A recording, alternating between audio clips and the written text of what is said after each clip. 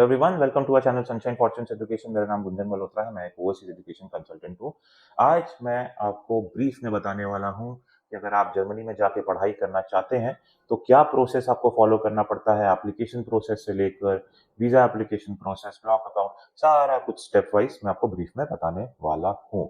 तो रिक्वेस्ट है, वीडियो के एंड तक बने रहिए ताकि पूरी कंप्लीट इन्फॉर्मेशन आपको मिल सके। जल्दी से चैनल सब्सक्राइब कर लीजिए, बेल आइकन पे भी हिट कर दीजिए, वीडियो को भी लाइक कर दीजिएगा।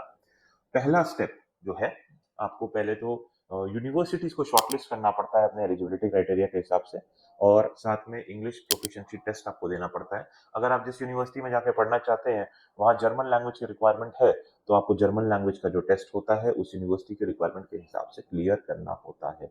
के साथ साथ आपको अपने सारे डॉक्यूमेंट्स इकट्ठे करने पड़ते हैं, जैसे कि पासपोर्ट, एकेडमिक डॉक्यूमेंट्स, आपको बायोडाटा बनाना पड़ता है, स्टेटमेंट ऑफ पर्पस प्रिपेयर करना पड़ता है, साथ के साथ साथ वर्क एक्सपीरियंस स्टेटस, जितना कुछ आपके एक्स्ट्रा करिकुलर एक्टिविटीज से रिलेटेड डॉक्यूमेंट्स होते हैं सब कंपाइल करके फिर आप अलग अलग यूनिवर्सिटीज में एप्लीकेशन करते हो।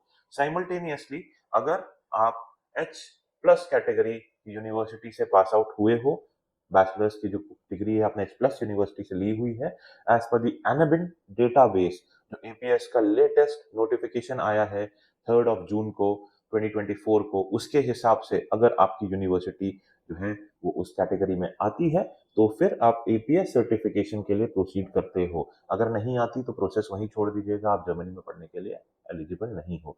अगर एलिजिबल हो, एच प्लस कैटेगरी में आ रही है एनाबिन डेटाबेस के हिसाब से, तो फिर आप एपीएस सर्टिफिकेशन कराते हैं। यहाँ से यूनिवर्सिटी से ऑफर लेटर आ जाता है, सेम टाइम पे साइमल्टेनियसली आपका एपीएस सर्टिफिकेट आ जाता है।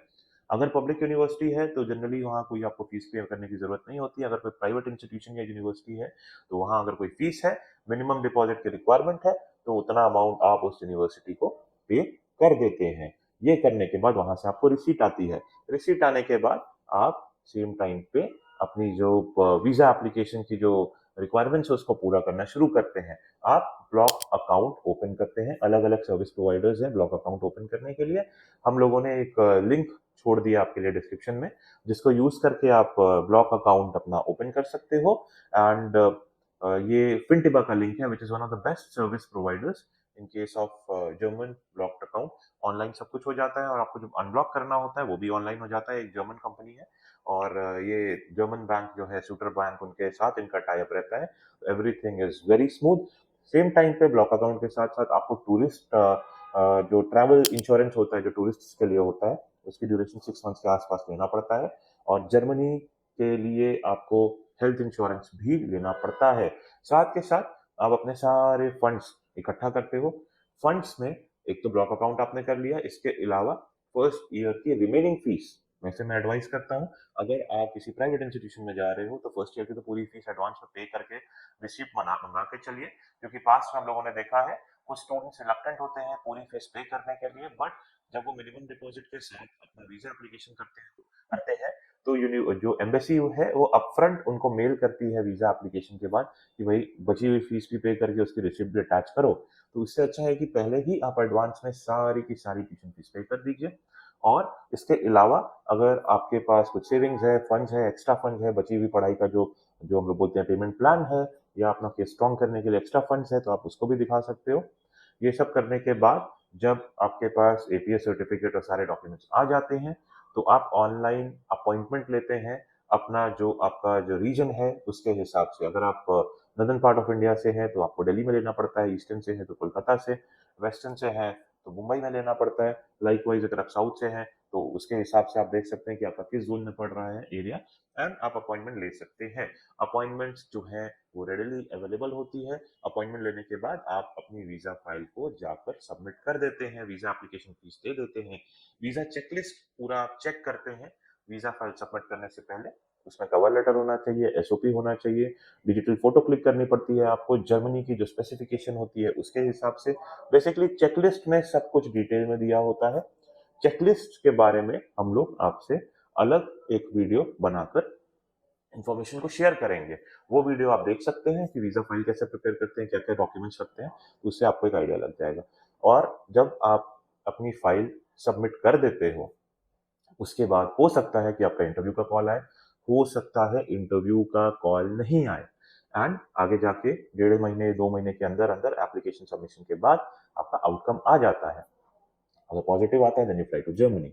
अब मैं अगर प्रोसेस की बात करूँ तो मैंने पूरा कंप्लीट प्रोसेस ब्रीफ में आपको बता दिया। डिटेल्स में अगर मैं जाऊँगा तो it will take long time. उसके लिए आप हम लोगों से कनेक्ट हो सकते हैं, हम लोग आपको सर्विस प्रोवाइड कर सकते हैं। We are very well versed in German student visa application procedure और हम लोग उसमें अकॉर्डिंगली आपको गाइड भी करते रहते हैं।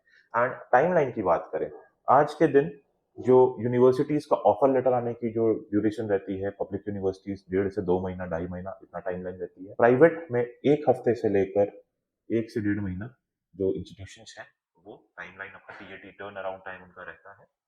और इसके साथ-साथ एपीएस की बात करें तो आज के दिन में 1.5 से 2 महीने का टाइम एपीएस का सर्टिफिकेट आने में लगता है। तो ये 2 चीज़ें ऐसी हैं जो साइमल्टेनियसली चलती हैं एंड तो यहाँ पे आप 2 महीने का टाइम ले लीजिए। इसके बाद वीज़ा एप्लीकेशन की फाइल प्रिपरेशन करने में आपको सब कुछ करने में 2 वीक्स से लेके 1 मंथ का टाइम लगता है, तो टोटल 3 मंथ्स हो गया एंड वीज़ा एप्लीकेशन का आप 2 महीने का टाइम एक्स्ट्रा ले लीजिए। मोटा-मोटा 5 टू 6 मंथ्स का प्रोसीजर है एंड टू एंड अगर हम लोग बात करें और अकॉर्डिंगली आप फिर जर्मनी अप्लाई कर सकते हो। यहाँ पर मैंने डेडलाइंस को कंसिडर नहीं किया है। पब्लिक यूनिवर्सिटीज़ की डेडलाइंस होती हैं, प्राइवेट के केस में जनरली डेडलाइन नहीं होती। बट अगर कोई डेडलाइन है और उस डेडलाइन से आपकी इनटेक स्टार्ट डेट में अगर गैप है, तो वो आप एक्स्ट्रा टाइम ऐड करके एक टोटल प्रोसेसिंग टाइम कैलकुलेट करके निकाल सकते हैं। आई होप आपको हमारा ये वीडियो पसंद आया होगा। तो मेरी रिक्वेस्ट है आपसे कि आप चैनल को सब्सक्राइब कीजिए, नीचे दिए बेल आइकन को भी हिट कीजिए, वीडियो को लाइक कीजिए फ्रेंड्स एंड फैमिली मेंबर्स के साथ हमारी वीडियोस को ज़रूर शेयर कीजिए। और अगर आप भी जर्मनी जाके या किसी और कंट्री में जाके पढ़ना चाहते हैं, feel free to contact us, will help you out with everything, end to end services आपको मिलेंगी।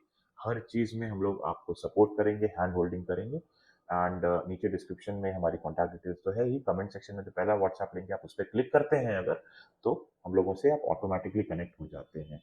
कोई क्वेरी हो तो कमेंट सेक्शन में अपनी क्वेरी पूछ लीजिए। May God bless you, I wish you a very happy learning.